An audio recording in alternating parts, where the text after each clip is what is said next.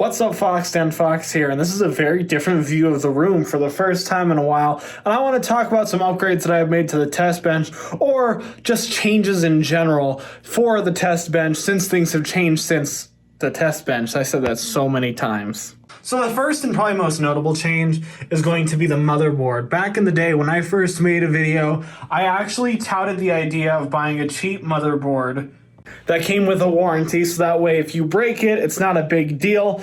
And I still stand by that if you are a beginning test bencher. I think that it is very crucial. I have broken motherboards many times in my day, and I still absolutely recommend, if you are a beginner at this stuff and building PCs and everything, getting a cheap motherboard is great because it's the most likely thing that's going to break. However, I wanted to upgrade to get Intel's 11th gen ready to go for this, which I have tested on my channel before. And in order to do so, I spent a little extra to get a full-size ATX board. The beautiful thing about motherboards, and this is something that I don't think a lot of tech reviewers talk about, is selling and reselling stuff. Motherboards don't lose a whole lot of value because people like to upgrade on the same socket. For instance, it wasn't that long ago before I sold a 7th gen Intel motherboard for $250, which was almost as much as we had spent on it all the way back 5 years ago. This is a motherboard that I'm using, Phantom Gaming Z590. How's it going? The other reason why I wanted an Intel Z590 was because I wanted to overclock, and using Z570s, anything below a 90 doesn't overclock, and I had the 11600K, which I was so excited for. Things change. I believe that this wins the crown of being in my test bench the least amount of times for trying to make it my main CPU, and for that, here's the actual 11600K. I am currently working on reselling it.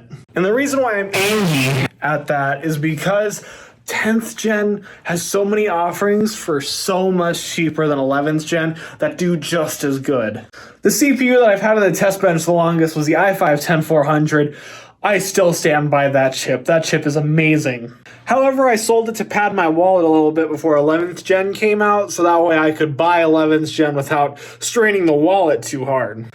But when the 11600K kind of sucked and disappointed me, I went back. This is not the 10400. The Core i7 10700 was on sale at my local Micro Center for $219. For reference, you can see it on the box, $399.99 is the MSRP for this thing. And considering the fact that $430 is about the price of an 11700K, going back one generation and getting slightly less performance is just such a savings. It costs less than the i5-11600K right now for 8 cores, and it performs about the same but better in multi-threaded tasks.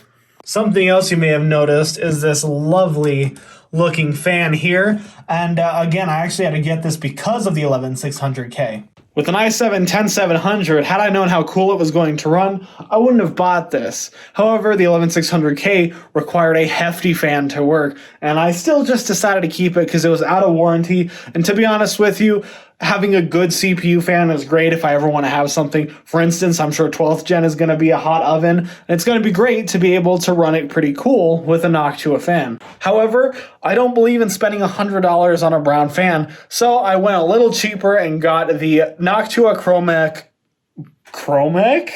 The Noctua NH-U9S. The Chromax Black. And I'm going to be honest with you, I don't really care about how my test bench looks, as you can tell by the 2 hard drives and floating SSD right here with my thermal paste, but having it be black looks pretty nice. I'm still rocking the same set of 32 gig RAM that I've had for quite a long time now. And for how I capture videos and move them over to my PC, I use this. Now it says Xbox Seagate. That was originally an Xbox branded hard drive, but newsflash, hard drives work the same no matter what. All I had to do was format it to NTFS, and it works perfectly fine. And I record my software, and I benchmark it on that hard drive, so that way I can take the external hard drive off and put it on my PC, and it works flawlessly every time. On top of that, though, I have been recording a little differently recently via Elgato Game Capture HD. That is how I use anything with VGA. However, recently I've been using it for more than that because it is a lot more convenient to be able to run benchmarks at the same time that I'm recording without any sort of loss in frame rates. So now is the graphics cards. I use so many graphics cards on my test bench, so I'm just going to show you the benchmarks for the most popular one, but I want to show you all the graphics cards that I have right now, because in 6 months' time, I'm going to have probably none of these graphics cards except for 2 left. Here's my box of empty shelves. Here's my shelves of empty boxes. With a lot of things that I don't even own anymore. I don't own a 3900X. I sold it. Ryzen 5 I sold a long time ago. Core i7 I still own. Core i5, you saw I was selling it. And then I have the Ryzen 9 in my system as well as the 3080. On this shelf are the graphics cards I'll never sell. This one I'm more keen on selling if I had to. This is a GTX 980. This is what I would consider to be my favorite graphics card of all time. I think that it is an absolute beast for what it is, and I loved the 900 series. And this GTX 1080, I would be keen on selling if I knew that graphics cards weren't going to be so scarce. For instance, if I accidentally break my RTX 3080, I would have a backup card in the meantime while the warranty breaks through. However, another reason why I'm not super fond of selling this one is because of the fact that it is my personal first graphics card, except for the R9 390, which I had for about a year. This graphics card was far and away my most used to this very day. The GTX 1080 is absolutely awesome, and I've had it for forever, and if I didn't get a 3080, I'd still be rocking it today, and it is just an absolute beast of a card, and it is my most powerful card that'll be going on this test bench. In terms of other graphics cards I own, this is a dirty cloth. This is a 9800 GTX Plus, which was actually my first graphics card that I ever reviewed, I believe. This is the R9 390. This is a broken GTX 465 that came to me like this. 650 Ti and a GTX 960 that I'm currently selling.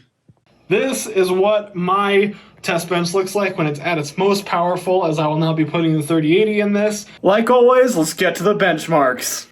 So I wanted to show just how powerful my test bench was as a whole. So we ran games at 1080p. Now we still kept everything on Ultra because the GTX 1080 is still an absolute beast of a card, but I also wanted to make the i7 10700 sweat a little bit. So I decided to run games at just regular 1080p to get some more CPU usage out of it. And speaking of sweating, this thing was already drenched with the first game that we played. Cyberpunk 2077 had an average frame rate of 47 FPS with a 1% low of 30 and a 0.1% low of 23. Now, as you can probably tell, this game did not hit the lovely 60 FPS mark, but we were playing with everything on Ultra.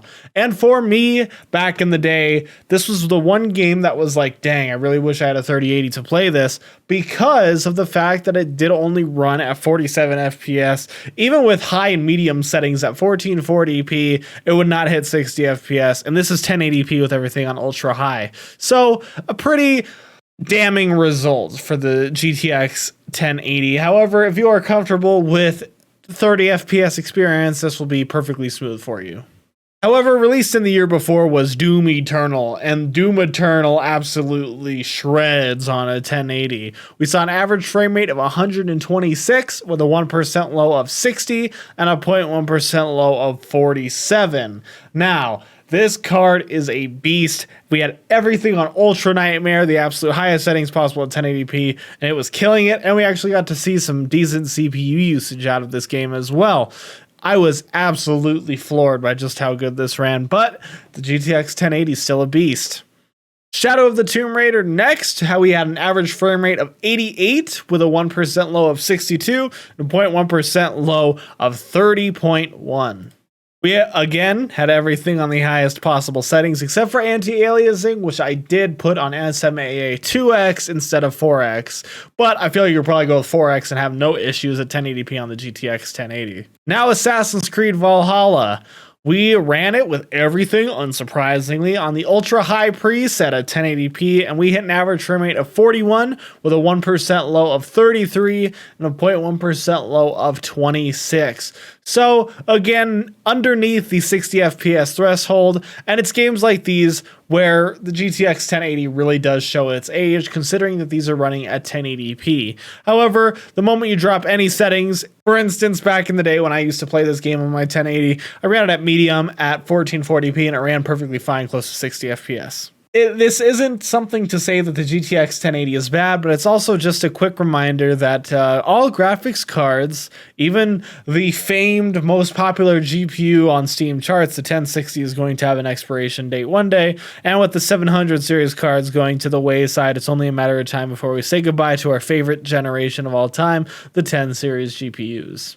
And of course, because I decided to say screw it, I ran CSGO. CSGO does not allow MSI Afterburn without tweaking the settings. And just to tell you, we didn't need MSI Afterburn to tell us this game would absolutely shred. I kept everything on the lowest settings today because I wanted to see how many frames I could get off of an i7-10700. And we were getting mid 300s most of the time, with the lowest being 200. So you'll have no issues decimating your enemies with an i7-10700 and GTX 1080 in CSGO.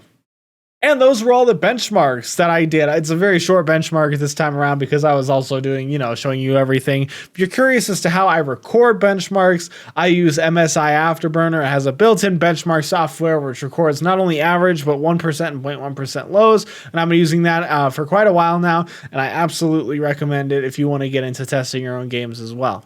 And that's my modern day test bench. I hope you enjoyed the video. If you did, like, subscribe, do as you usually do. And as always, buy yourself something nice.